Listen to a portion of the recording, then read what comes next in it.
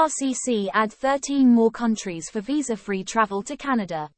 Canada is a popular destination for people looking to do business, visit, or reunite with friends and family. It is the reason that the IRCC is dedicated to enhancing Canadian immigration programs and other services by making them more efficient and equitable for all individuals from around the globe. That's why IRCC introduced a new ETA, Electronic Travel Authorization Program for people. This article will discuss IRCC's adding 13 more countries for visa-free travel to Canada. Visa-free travel to Canada. According to the latest report news from the Honourable Minister of IRCC, Immigration, Refugees and Citizenship, he announced the addition of 13 more countries for eligible travellers, and they now qualify for visa-free travel to Canada through the ETA, Electronic Travel Authorization Program. Now, passport holders from these 13 specific countries can travel to Canada by air without requiring any TRV, temporary residence visa. However, it applies only to those from these countries who have had a Canadian visa in the last 10 years or hold a valid U.S. non-immigrant visa. These travelers can now eligible to apply for an ETA program rather than a visa when traveling to Canada by air. Eligible travelers from these specific countries can take advantage of this program. Argentina, Antigua and Barbuda, Costa Rica, Morocco, Philippines, Panama, St. Lucia, St. Vincent and the Grenadines, St.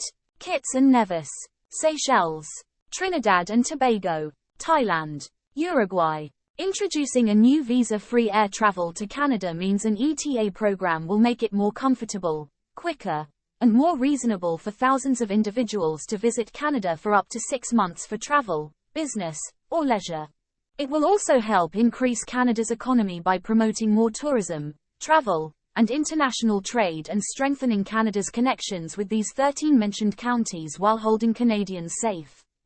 This decision also diverts many applications from Canada's visa caseload and permits them to process new visa applications more efficiently, which will help all visa applications.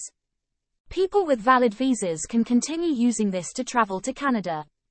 Those people not qualified for an ETA program or traveling to Canada by means other than air, for example, by train, bus, car, or boat, including by cruise ship, will still require a visitor visa.